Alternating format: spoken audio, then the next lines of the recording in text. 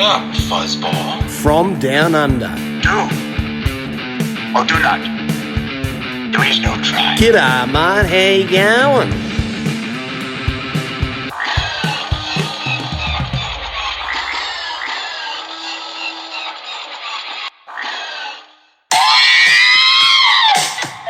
Hey folks, how you going? This is Adam O'Brien of Fantha from Down Under. And joining us tonight we have Adam Bray, Sander De Lange back for part 2 of this chat. We also have Blair Hiscock and of course Richard Woloski of Skywalker Through Neverland. All on the Fantha from Down Under.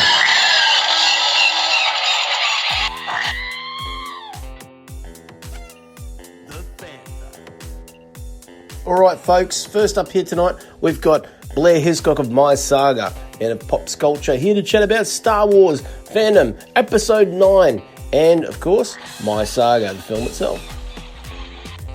I have just finished reading last week Thrawn Alliances and yes, cool. There's some again for you folks out there, Fantha Tracks doesn't deal in spoilers, but I will say read the book. That's all I will say. Read the book, because if you read the book, you may get an idea where things are going off in the unknown regions. That's all I say. Oh, okay. So some big hints, and they left it to Timothy Zahn himself to do. Zahn's been trying to do stuff with Thrawn, thrown in the mix of not just live action stuff, but with some of these key characters. He wanted to do something with Anakin Skywalker back in 2010.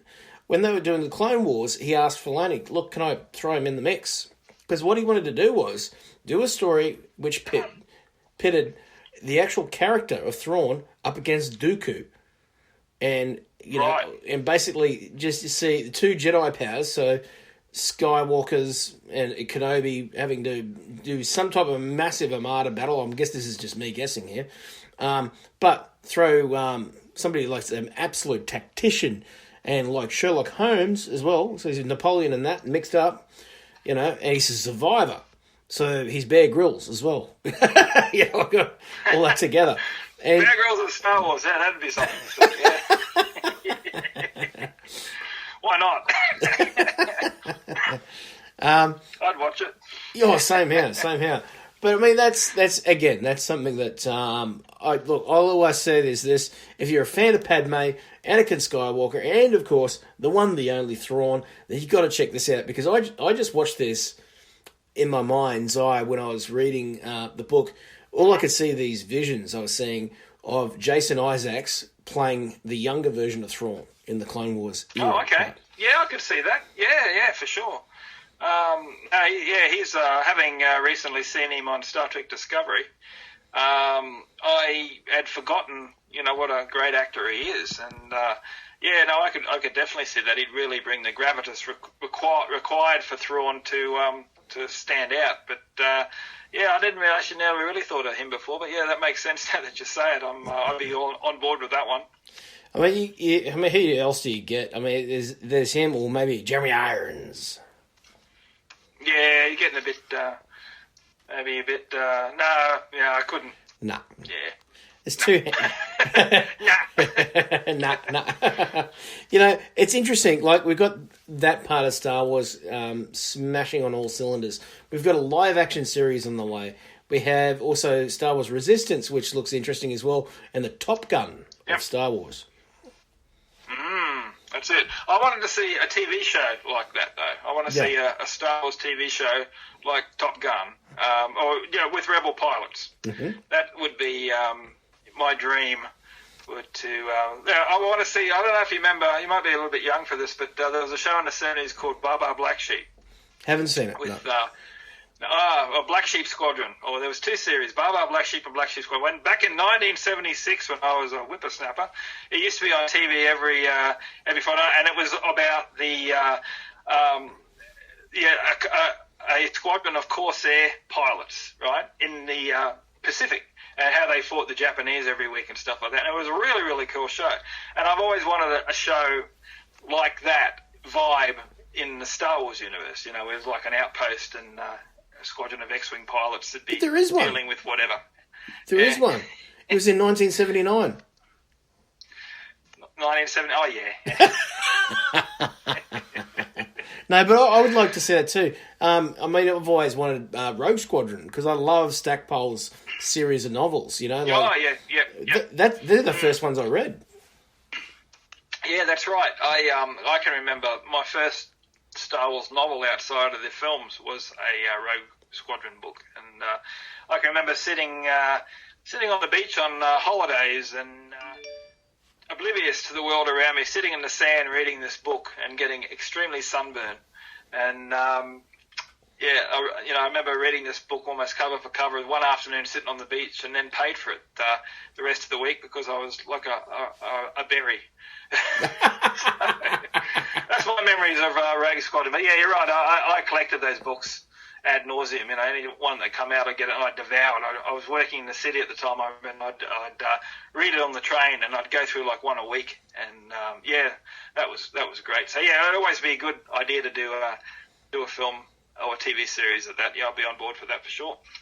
And I think too, I mean, you know, there's going to be obviously like Star Trek's doing right now. They've just released all the info on what they're doing now. There's obviously a Captain Picard, or in this case, just Picard, because it'll end up being Ambassador Picard or something by the time he's the age he is now, I guess, you know. And I can't wait to see what they're going to do there. Obviously, we've got Discovery, and that looks like it's going to eventually become Enterprise, because they're starting to bring Pike in and Spock. And Pike in, yeah. We're getting a Khan one from Nicholas Meyer. Yeah, that'll be interesting. I'm just amazed at the content that's starting to be announced, especially with Star Trek. You know, Jonathan Frakes must be really upset. Agreed. It always reminds me of that episode of Futurama when Mr. Spock's Leonard Nimoy's glass head jar falls off the shelf, and Jonathan Frakes goes to the front and he goes, "Finally!" So yeah, I think Jonathan might be going, well, "Where's Riker?" He'll probably be directing a few episodes anyway. So yeah. Who knows? Riker may make an appearance at some stage. You'd think that some of the Next Generation crew would show up at some stage in the series. So. Well, why not? He rocked up in the last episode of Enterprise, and I mean, he's always won Star Trek Titan, Star Trek Titan, Star Trek Titan. But no, I've just been just quickly with Discovery. Those last 4 or 5 episodes of that was just fantastic. You know, it took a little while for me to get into it and to get going, but I think I watched over one night the four final episodes straight up, and then that trailer for season 2. My gosh, that list looks magnificent. So I'm really excited with the way things are going at the moment with both franchises. So it's all good. We just need Stargate to get its act together instead of these little web series that I'm seeing. Webisode things. I haven't watched them yet, but don't. I can't have a look. Don't. Okay. Yeah, don't. That's advice from the man. All right, don't. I think there's been a big enough gap now that we could have another Stargate series because there's plenty of scope there for other stuff, you know, to happen. And back in the day, there were 20 episodes a season or something like that. Now we live in this. I prefer 10 episodes of quality than 20 episodes of filler. Which is why I'm quite happy these days with 10 episode series. You know, and you look back at the days back in the 80s, and you think, how the heck did they produce 24 episodes of a show? And if you didn't get 24 episodes, you're really upset about it. I mean, each one of the Next Generation seasons are 24 episodes. Yeah. You know, and that's a huge. It wasn't mashed like 30 episodes a season or something like that. Yeah, some crazy thing. But no, that's it. Yeah, I'd rather less with more quality than filler. So bring it on. Oh, I agree. Now, obviously, we also got back in May an amazing night, which we all went to up on the north side of Brisbane. Tell the folks here at Fantha Tracks about the premiere night of My Saga. My Saga premiere. That's good. Adam Harris's documentary My Saga has been completed, and we had the premiere screening for it at North Lake Cinema. I think it was the 16th, wasn't it? 16th yeah, correct. June. And it was a magnificent evening to see the completed documentary up on the big screen. Was just a highly emotional experience, and for me, and I was just overwhelmed with the quality of the film, how it had come out, and the heart and the emotion behind it. And full credit to Adam and his team, because they really delivered a promised documentary that was turning out to be something rather special. So when everybody gets a chance to see it, I fully encourage everybody to sit and watch it, because there really wasn't, I don't think, a dry eye in the theatre that night. And it, like I said, it had an impact on me that I wasn't expecting. And it's just a great little movie overall. It really is. I mean, it's a gut punch of heartwarming feeling. You know, there's. I mean, we watch a number of documentaries in our time, all of us fans, and particularly Star Wars ones. It's usually, I got this Star Wars toy when I was this years old, and look at me now, and which is great. It's a great thing in itself. Yeah. But this one is more a journey from within, and that's one of the journeys that's makes this such an amazing experience. Look, it's perfectly timed.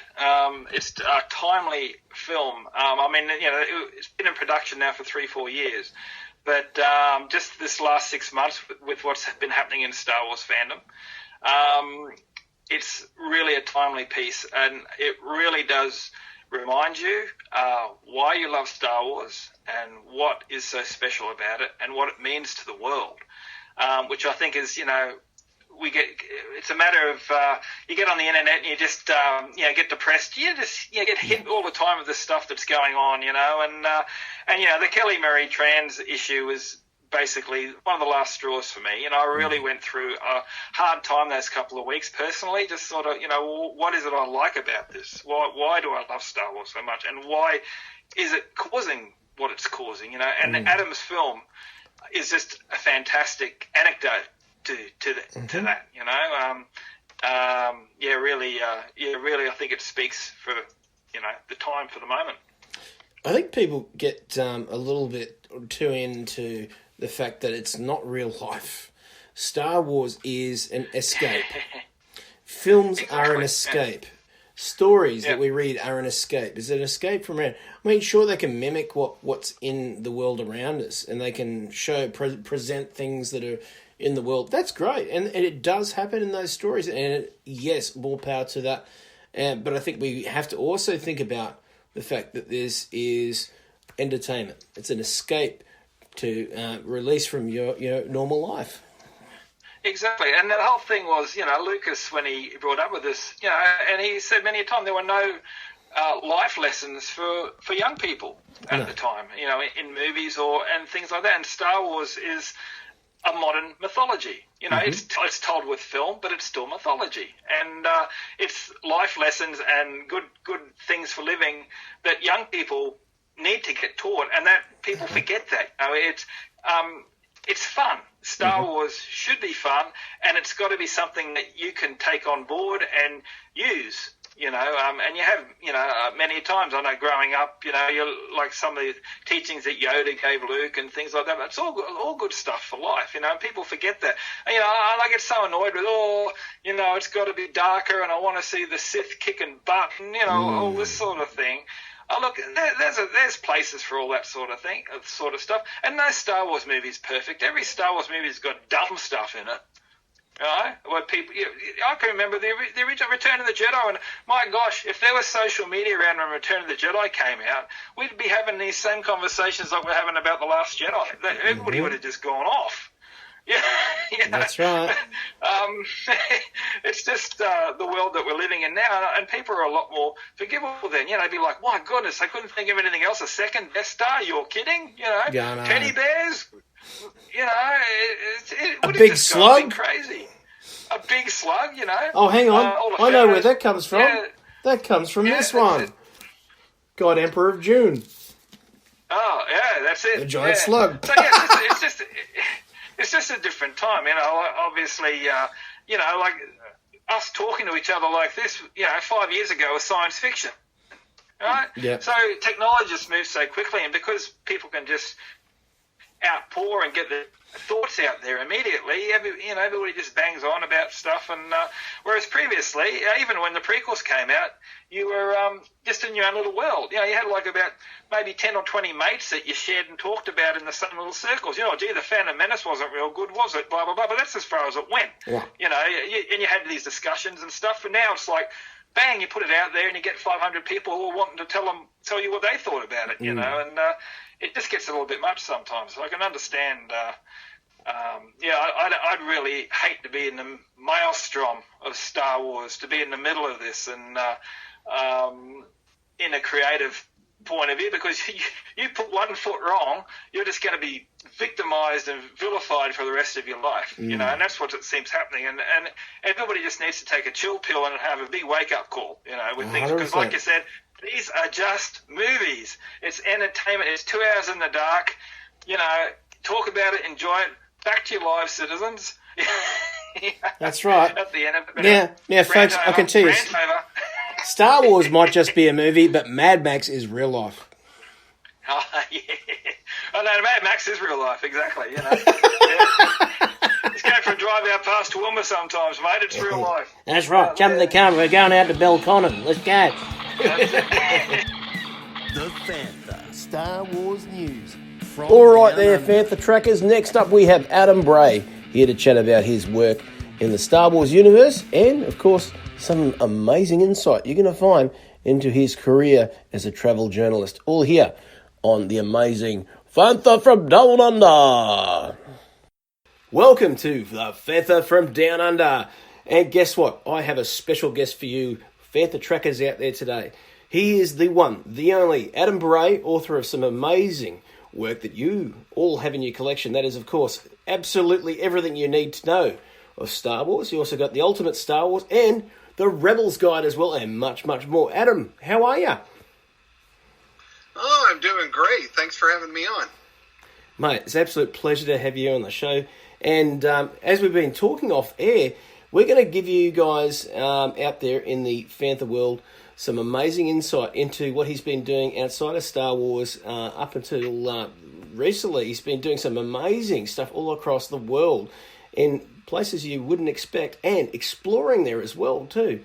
Tell us a little about your career as a travel writer, mate. Sure, yeah. I lived in Vietnam for about 7 years total, and then went to Phnom Penh, the capital of Cambodia, for about a year. But most of that was as a travel writer. I was based for most of that in southern Vietnam, this little beach town called Phan Thi. Tourists would know it as Mui Ne Beach. But yeah, and I'd spend most of my time writing in the cafes and restaurants there. And then on my weekends or time off, whenever that happened to be, I'd just pick spots on the map. I'd go, explore places I'd never been. I love to. One of my goals was to find undocumented temple ruins. There was this ancient empire that used to occupy most of Vietnam called Champa, or the Cham people, and their descendants still live in Vietnam as a minority, but once they were the dominant kingdom. And but their temple ruins are kind of dotted across the country.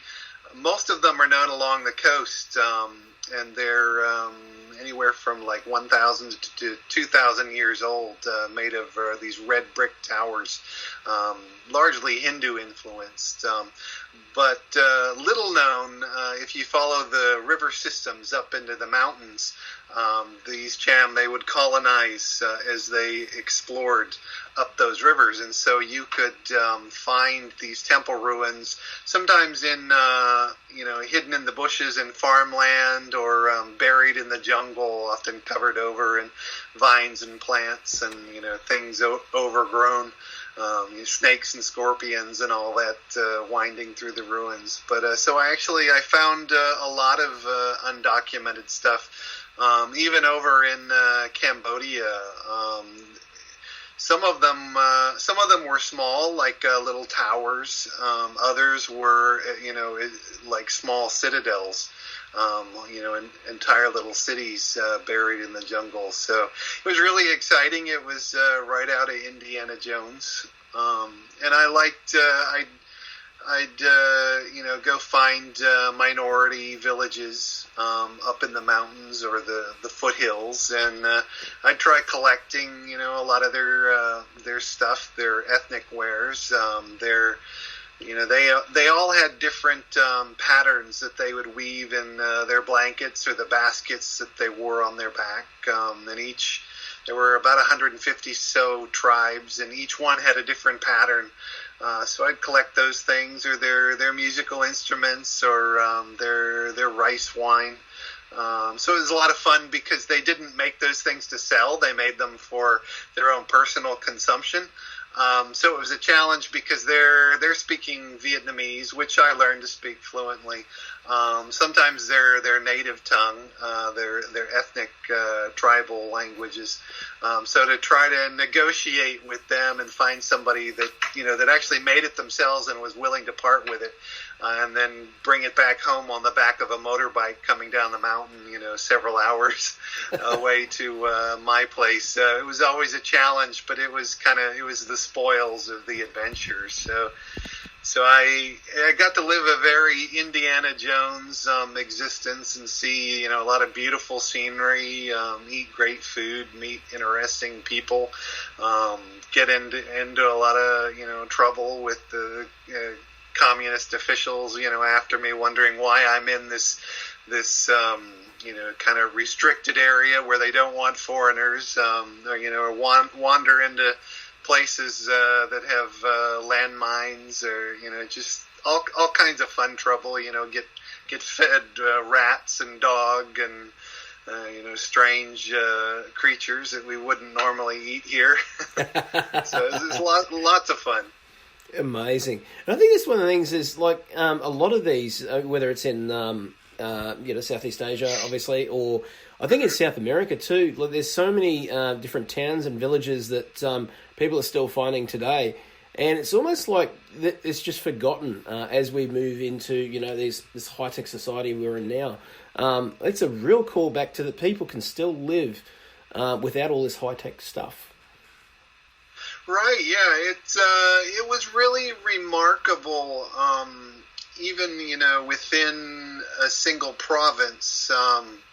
The provinces were pretty tiny, much smaller than, the average U.S. state. Yet each town, I found, could have their own little accent. They might just be, a half hour away. Some of them even just 15 minutes apart by a motorbike drive. But they would have their own little accent and own little vocabulary words that were unique. They'd have their own cuisines. Just towns 30 minutes away from each other. Their own dishes that I couldn't get at another town in the province. And your own ethnic tribes, just within my province, I think there were easily a dozen different minority groups, represented by actual villages. So it was, just amazing, and histories that go back, several thousand years. So it was so much. It was so rich. And I think that's it's really helpful in writing, to have experienced that, to get a sense, for world building and what's actually possible with cultures and histories and things. Oh, without a doubt. And I think that's the one thing is, whether it's building in Star Wars or any of these great societies. I mean, even another one of my favourite things is Frank Herbert's Dune and how he built those societies on Arrakis.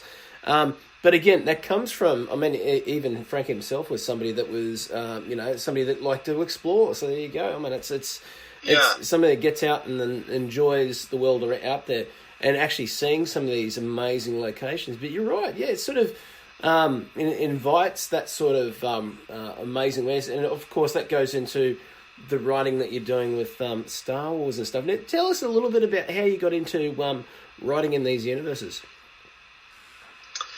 Yeah, I had always wanted to work, like a lot of people always wanted to work for Lucasfilm, and I probably started sending I did sending job applications about 20 years ago.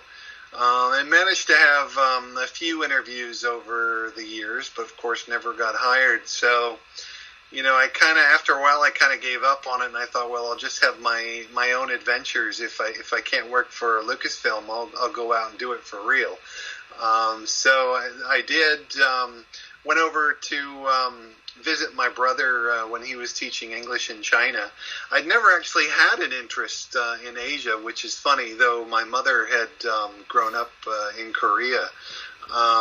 But me, myself, I'd never thought about going. But I, on a whim, I went to see my brother, and I stayed with him for several months in Chengdu province, or Sichuan province, near Chengdu, where they've got the pandas.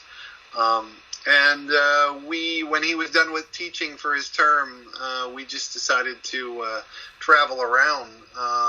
And so we went to Thailand and Cambodia and Vietnam, and I got there. I liked it so much I just stayed. But then I got into travel writing as kind of starting as a hobby, but also a way of supporting myself there.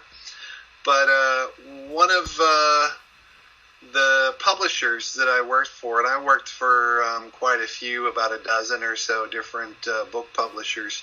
One of them was DK, who I'd write most of my Star Wars books for now.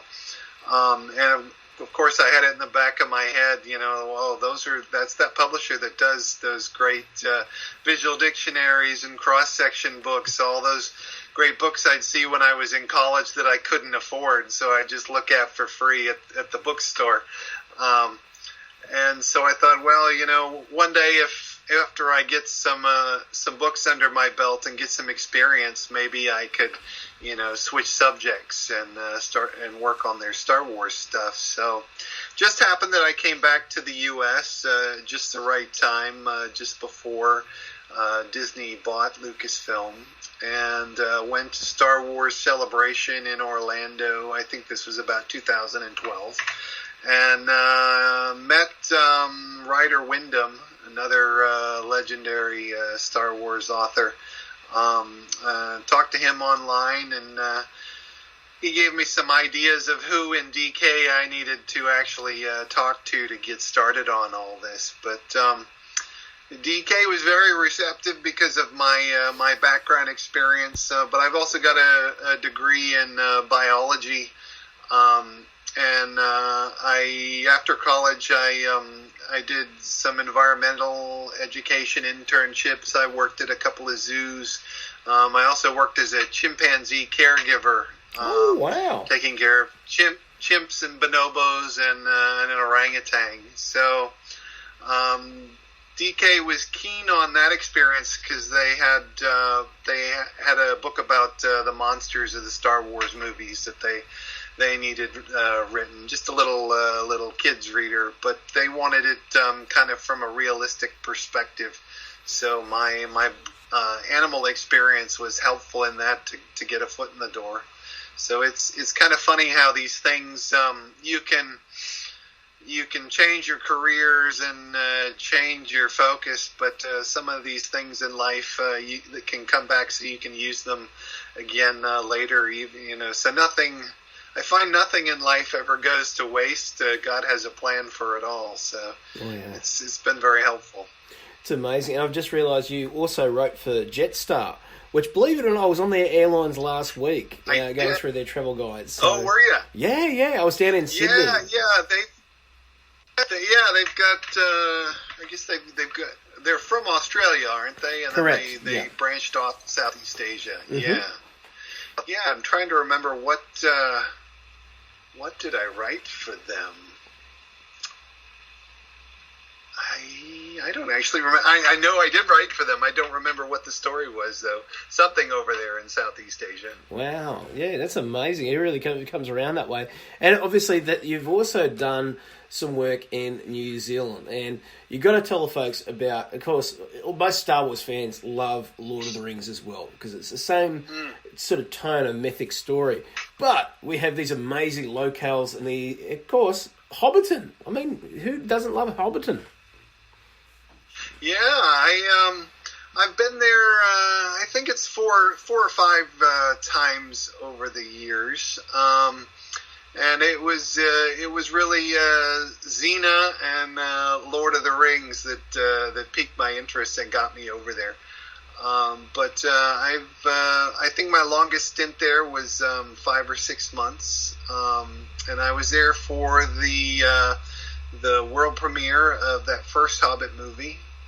So they decked out the whole city and had all the actors and everyone that was involved. Nice red carpet that I think probably went on for a mile or two anyway. I think. And because they really know how to do it up in Wellington.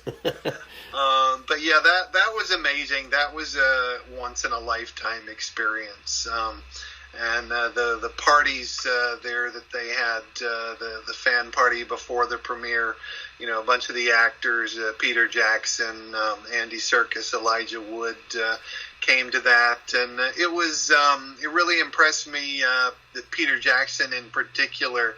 He stayed until every person in the room had a chance to talk to him and get his autograph or a photo, all for free once you're in the door. And, I think there were like 800 people or so in that room that night. So, just out of the goodness of his heart, the appreciation for fans, he did that. So that was pretty cool to see that.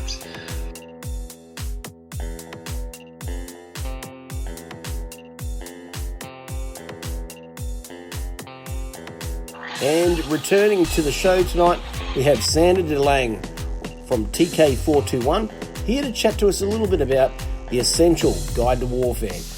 And as you left us on the last episode, we were heading into talking about the Clone Wars. Here's Sander. Regular clone troopers from the movie, and then you have Rex and Ahsoka for one of the first times, probably even, with a realistic look. And I always did wonder what kind of mission and which base this was, because the text doesn't refer to it, on which mission this was. Look at the plant. If you look at the plant just above exactly. Do you think that's Fallujah? Fallujah. Yeah, I think so, yeah. I mean, it looks like it, but that whole base of installation that they're looking at, I mean, it really is beautiful, and you see turrets. Yeah, and it's got like a big, looks like a guard tower at the top there. Yeah, guard tower, yeah. I kind of think, at first look at it, I think, is this Christophsis, but it's not glass. No, not so at it's all. probably not. But for those that aren't familiar with Clone Wars, on the next page you get to see some of the arsenal that the Republic had. On the next page we get to see the Delta and Eta class starfighters, of course, Jedi starfighters. And I, as much as I love the Interceptors, I'm a big fan of those Deltas. I always preferred the Deltas above the Etas, actually. I don't know why, but probably, I don't know. You know what I really liked? I liked the toy, how it literally, you hit the back of it, Dashboard one, and it goes in attack mode. Ting! With little wings coming. The big red things on the side pop off, and then, extra guns below. Loved it. And I loved it so much that I was at a Big W in Brisbane at the time, and I just finished work, went down the road, and I was told, because this is at a time where Hasbro was starting to pull back in the Australasia area. So down here, they're only putting out very minimal, just like they do now. Hasbro, this is why you're not doing well here, because you're not putting the whole waves out. Anyway, after 2005, they decided to bring out the Deltas out here. So we were able to actually get a Delta Starfighter one, and I wanted to check it out. So I pulled it out in the box, made sure everything worked before I even bought it, and it cost me, I think it was about $85 Australian, which it should retail at about $30. Oh, that's a good enough price. And which one did you get? The red Obi-Wan? Oh, I got the red Obi-Wan, of course. Yep. Oh, yeah. Yeah, because they really repainted it a lot of times. Yeah, they did. Yeah, the orange one, the green one, the blue one. Plo Koon, Obi-Wan, Anakin, Ahsoka's. Yeah, Even Peels, even, I think. They did. Yeah. I wish I got the one I got was the issue from Attack of the Clones where the R2-D2 is on the side, or the R5. Oh, yes. But for some reason, in the Clone Wars, they decided to put the droid in front of the pilot, which kind of made no sense to me, because how is the Jedi going to see over the top of the dome droid? But I think it was to do with their animation. Yeah, they used the Force. Yeah, they did. But I think that... Or doesn't it work that way? Well, I don't know. But I looked at the design and I asked myself, why did they do that with the Delta? But I think it just comes down to their 3D engines they were designing on at the time. They couldn't design a spherical side to the Deltas at the time. It was just too much for the ships. So I think they just decided it'd be easier if you put it in front. I don't know if that's true, but I'm going to go with that story. Then I'm going along with you. That's it. And we also get, of course, the all-terrain tactical enforcer, the ATT. Actually, it's one of my favourite designs of land vehicles in all of the Clone Wars. Really? Why? It's just something, because it's ugly. A lot of the designs are really beautiful, lumbering. This is like a big rhino. And to me, that design, I mean, I've always loved the walkers, but this design in particular, and the one we see in Revenge of the Sith, which will probably pop up in a few pages' time, the tripod walker, there's just something about it. I mean, it shouldn't technically work, but somehow it does. Yeah. Yeah. I never really considered the land vehicles of the Republic Army, and I mean, for me, they are just what they are, functional. And but I do have to say, I did like the big Hasbro toy from the ATT. I mean, I have that one standing right above me now. Yeah, and do you like it? It's a really beautiful beast, and I really got it on discount even. Oh wow! Because I never had the space for it, but because it's quite a big one, isn't it? It's quite huge. It really is, yeah, and beautiful. That's why I was a bit disappointed with the Lego version. Yeah, that they did for Rebels with the all Rex and the other clone troopers living one. Nice. And one of the other ones I liked that they put out was, you can see it on page 101, folks, is of course the precursor again, just like the Z95 to the X-Wing. Yeah! That is the Arc 170. Yeah. So underused. Oh yeah. It's such a great one. You get to see it in some of the comics. If you looked in some of the Dark Horse just before Republic stories. Yeah, the Republic stories. You get to see the Arc 170. You also get to see it in some of the Crimson Empire stuff that was done just before they closed up. Yeah. I think actually when it comes to the Clone Wars, to the Starfighters, the Arc 170, along with Delta, are my favourites. Oh yeah, definitely. Hands down. Oh wow, did you see that? On the next page you get a letter from Ahsoka herself and a beautiful piece of art next to it. How gorgeous is that? Yes. Brilliant. Well, I do like it also that the style of her of her signature, it may have been different than the one that she had in the Jedi Path, I think, where she did also annotations. There, she did too. Yeah, that's right. Yeah, but it is similar enough. But It's close, isn't it? Yeah. Yeah. And and it's of course fun, of course, that they write it on a piece of paper. Yeah, they do. I mean, that doesn't happen that often in the galaxy far away. Away on paper, that's right. Unless it's on Ukto. Flimsy plast, isn't it, then? Yeah, flimsy plast. And then, wow, we've got our dear mate, Kiadi Mundai, on the next page. Another beautiful piece of work from Drew Baker. Oh, God, isn't that gorgeous, that? Yeah. And we get those... That's what I really like about this book. I mean, they really want to flesh out the ones that we saw in episode 3. They really do. Make Order 66 way more... Yeah, more hitting home than if it was a bunch of strangers. It's absolutely because we see gorgeous. clearly all those troopers that he fought with, that you know that will betray him. It really is. And over the next few pages, right up until, if you look on, I think it's page number, where are we? Anyway, it gets into the reconquest of the Rim, and we can see the Empire starting to take over. This is a gorgeous piece, where a Star Destroyer taking on a smuggler vessel. Yes, but I'm actually also surprised that for Order 66 they actually use one of the Republic Dark Horse Jedi to show. On page 107. Yeah, that's right, they did too, yeah. With Dash Jenner. Yeah, which they don't even name in the caption. Which is a bit weird, because they do say it's an implied though. Yeah, it says from the Journals of Cole Skywalker, which of course is something we'll see a little bit later. But in this, it's all about, obviously, Order 66 happening all at once. Palpatine finally says, "Do it."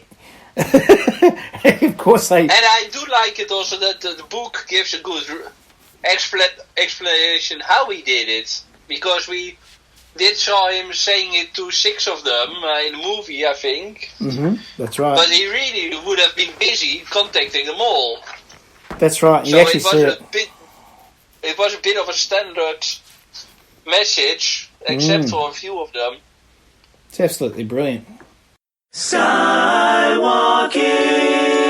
through Neverland. Hey everyone! Are you looking for a fun-filled and family-friendly Star Wars and Disney podcast? If you answered yes, then join me and my sweetie wife on Skywalking Through Neverland. You can hear us every week. We are Skywalking Through Neverland wherever podcasts are played. We look forward to having you in our Skywalker family. Last but not least, here on the show we have Richard Woloski of Skywalking Through Neverland for part 2 of his chat with us here to tell us what he's been up to in the Star Wars universe. Yes, and I'm so happy that they're starting to incorporate Galaxy's Edge in things like Thrawn alliances. How they made a reference to the planet of Batuu, which is the planet in Galaxy's Edge. Oh, that excites me to know when that seep in. And wow, we still don't know when it's going to open, but I've heard rumors from May, which I think is a little bit too early, of 2019, to the heavy rumors right now are landing at us at August of 2019. Which is not that far away. For their sake, they better have so many fan nights. Meaning, like what they did with Pixar Pier over here at Disney's California Adventure. For a mere $300, you can get into the park early and experience everything before the crowds. Yeah, that's a little $300.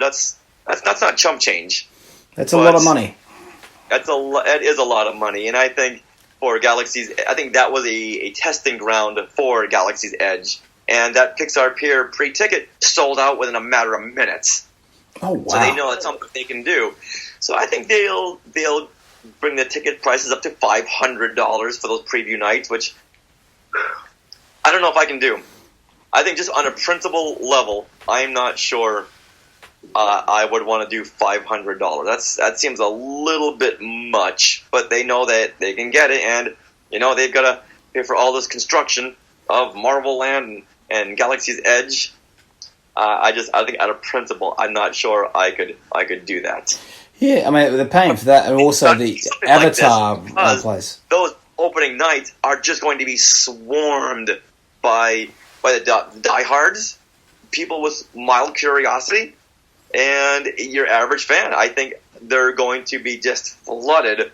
I think, then again, if you have just the mild curiosity, you think you would know enough to stay away.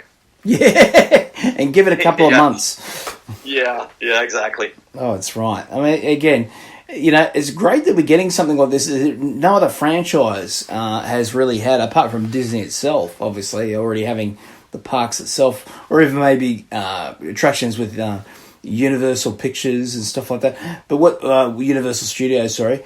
But what I think is interesting is that the only comparison when it comes to science fiction was some of those Las Vegas places that they had for Star Trek, I think it was, wasn't it? Yeah. So, I mean, this is in a much larger, style, though. Yeah, and even Harry Potter's Wizarding World of Harry Potter at Universal Studios in Orlando and Hollywood, they have the immersion experience to a point, but Galaxy's Edge will just exceed that by leaps and bounds. But if you want to get an idea for this experience, if you haven't already gone to Wizarding World of Harry Potter, visit them, and you'll see what you're in for. And a lot of the same people who worked on Wizarding World jumped over to Galaxy's Edge. And having seen the previews at D23 Disney Expo, excites me to no end. And just to be able to walk into the world of Star Wars is just going to be phenomenal. And then, opening up shortly after, will be the Star Wars Hotel. Oh, yeah. Oh, there's so much coming up that you don't have to just base everything in TV or films or novels. Now you can get a chance to live the excitement. And being 19 minutes away from Disneyland, I'm going to have all my mail just forwarded there. That's what all the time. Sounds like you're going to be living at Galaxy's Edge. Yeah. I'm going to find a little crevice where they don't really check and just shack up there. It's going to be just amazing. Now, before we wrap, we've got to mention, you've talked about before, Thrawn, which has been such a great character to bring into this new canon timeline. I mean, I've loved the character since Zahn's introduction of this character into the series of Star Wars. But what I love about it too is we're getting to see him against Anakin Skywalker at the height of the Clone Wars. And that little prologue that's been put out at StarWars.com is an indication that we're going to get a very interesting story with alliances. Boy, to see Anakin go up against Thrawn, I just cannot. This novel cannot come fast enough. Just so excited to see how these two will work together, and how the book starts with Vader and Thrawn going out on a mission, then rolls back into a flashback. So you get to see Vader and Anakin in the same novel with Thrawn. Brilliant. I mean, and this is interesting because back in about 2010, I sent a message to Zahn because I heard a rumor that they were talking about bringing Thrawn into the Clone Wars at the time, and that Dave Filoni and he were umming and ahhing whether you put him up against Dooku or do you put him up against Anakin. And so that idea's been there for a little while. He commented back and said, yeah, well, look, you never know what might happen, and things have been thought of, and look at it now. I mean, we're getting it in a story. Yeah. July 24th cannot come fast enough. Oh, yeah, it's only around the corner. That's when it comes out here in the States. I'm not sure when it comes out for you. Yeah, usually for us, the books are probably about 4 or 5 weeks after you guys. Really? Yep. True story. We'll be sure not to post any spoilers. We always looked at it, like if we can't get it in the stores, can we just get it through Amazon? So, I mean, I might even try and see if I get it the same week as you guys. You never know. Yeah. Be interesting. And I'm loving the fact that they're now starting to incorporate the prequels into the Star Wars of today. With Anakin Skywalker and Thrawn alliances, We had Hayden Christensen at Star Wars Celebration Orlando last year. So we're starting to see more and more prequels coming up, and it just can't come fast enough. I'm a huge fan of the Star Wars prequels, and I just want to see more and more of it. Oh, same here. There's two things I want from Star Wars in the future. If we get another Solo film, I want to see Voss. Voss has to be in there, and I'm not talking Dryden. You love your Quinlan Voss, don't you? Oh, I love it. But the other thing I really want to see is Hayden. I've always loved what Hayden did with Anakin in Episode 2 and 3. We got this, a little bit of Mark Hamill in there, a little bit of James Earl Jones, and the cadence of the rhythm of his speech. It was that real heroic touch that he gave the character before we started to see a bit of tragedy. But I want to see that balance sort of played out with a Force Ghost in Episode 9, or some type of callback to Anakin, and I think Hayden's ready to take that plunge. Now, do you think if in Episode 9 they give us a Force Ghost of Hayden Christensen as Anakin and Liam Neeson as Qui-Gon Jinn, do you think that would be fan service or necessary storytelling? I possibly think that it might end up being JJ's way of tying up three trilogies when you think about it, because we've got the journey which I think started with Qui-Gon more than it started with the Skywalkers, because he already knew about the cosmic side of the Force and the living Force. And I think part of that storyline is Luke getting to that point where he's gone to Ahch-To and he's learned about all that, and obviously all the new Force powers that we saw in The Last Jedi is kind of what you've seen Qui-Gon learn when we see the Lost missions of the Clone Wars. And we see that on Dagobah, he's been experimenting and finding out himself in the afterlife. And I think that's going to come full circle. I think if they don't bring back Liam, it'll at least be Anakin. And maybe like the concept art we saw in the Force Awakens Art of book, where it could be a ghost that falters between being a vision of Vader and a vision of Anakin. Well, there's some lofty goals there, my friend. Yeah. But you know what? If it is fan service, I say, so what? I love fan service. As long as it doesn't impede the story, why not give us something that fans really, really want? If it's not a whole film based on it, then go for it. That's one of the things that people are split on. If something is included in the film, oh, that's just fan service. Yeah, they're servicing the fans. And what's so wrong with that? Absolutely nothing wrong with it. And in some ways, a lot of films do that. But we go back to those films because of the novelty. They're making fans happy. Be happy. It does. Don't get upset.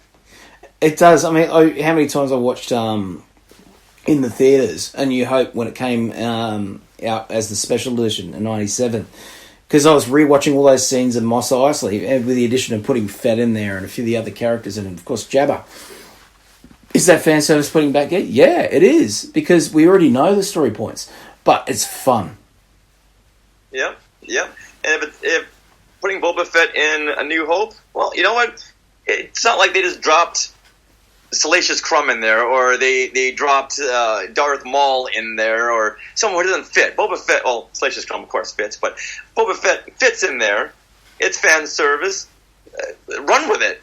Who cares? Yeah, I love it. And the thing is, we have stories like this where it is fan service because you're building up the wealth of those characters around them. So in terms of that, it really does become integral to the story.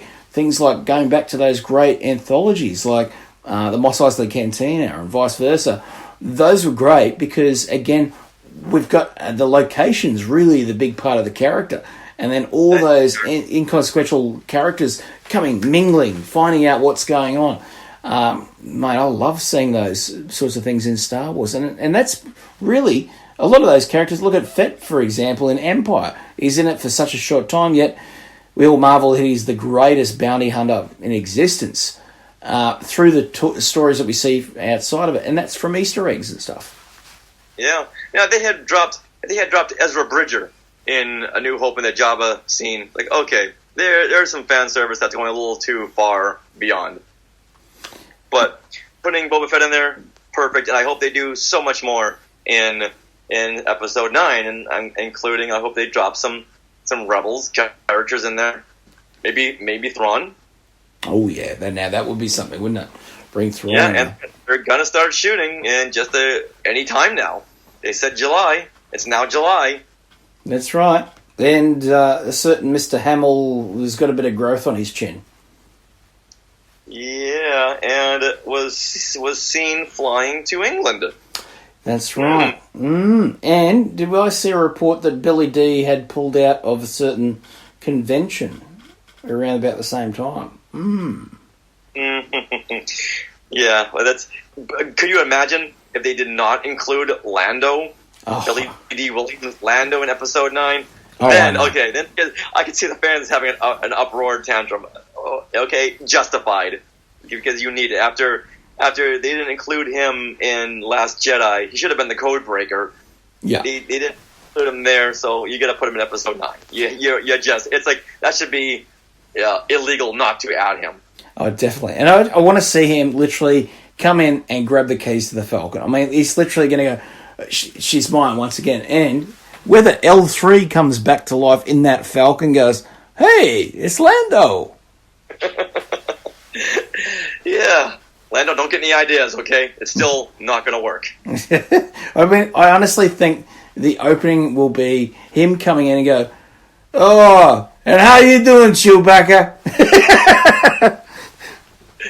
Yeah, that's a good point. And once again, as a fan service, yep, they have Lando acknowledge L337 back there in the cockpit, but bring it on. Oh, look, honestly, I think that's going to just push it into realms that Episode 9 couldn't have been without him. It's just going to be huge. I love it. I can't wait for it. Again, this is going to round out this series of films. I have a strong feeling that we won't see beyond in this saga, because they're concentrating now on Rian Johnson's trilogy and whatever these Game of Thrones creators are going to be doing as well with their films. Right, and you also have Jon Favreau doing his TV films, his series, which I'm sure there'll be spin-off films from there. So there's so much more to go. Oh yeah, and I hope we do see some more standalones. They set up Darth Maul. You got to pay that off. Yeah, and I'm hoping that the rumors aren't true, and they're reducing all of their standalone films to standalone TV films, because to base everything on the performance of one film that got caught up in the backlash of The Last Jedi tantrums is just fair. Exactly. And what I really don't understand is, as a fan, the film copped a lot of backlash, but it's an answer to what people were saying about Force Awakens. Oh, it's too derivative of A New Hope. We've seen this before. We've had a Death Star. Well, any business is going to do exactly what they do with feedback and give back to their audience what they asked for, which was something different. They got it. They didn't like it. Big mistake. Big mistake. Yeah. Big mistake. You're not going to keep them happy. No. Just do your thing and hope for the best. And definitely. I think they're in a very tough position when it comes to Episode 9, because you no matter what you do, you're just going to be blasted for it. If you give the fans what they want or what they don't want, you're just in a no-win situation. And what they're going to do with Carrie, I feel for JJ. I really, really do. Yeah, he's got the toughest job in the world right now, man. That really is unlike any other film. It's not like Star Trek Into Darkness. He had a great first film, and then to try and follow up that film was one of the hardest things in his career. But this is a lot harder than even Force Awakens. There's so much pressure on it. Yeah. Oh, definitely. Yeah. This is going to sum up 9 films. Yeah. That's right. A lot of pressure, especially coming off of The Last Jedi and Solo, which shouldn't even really be put in the equation because it was such a brilliant film, as with The Last Jedi. But wow, I'm just gonna wait to see what happens. All I can do is just wait to see what happens and hope for the best. That's it. And again, listeners, you've come to the right place, whether it's Fantha Tracks or Skywalking Through Neverland, for positive news and positivity in general when it comes to the franchise that you love. And speaking of, where can the listeners tonight find your amazing podcast? Well, thank you very much for that. You can find us over at iTunes, Stitcher. You can go to skywalkingthrough.neverland.com and retrozap.com. And we've come to the end of the episode here on the Fantha from Down Under. I hope you've enjoyed it. And join us next Saturday as we have Adam Bray and Blair from My Saga as well coming back for a chat. And that'll be part 2 of the interviews I did with them. And you'll have even more views on Fantha from Down Under.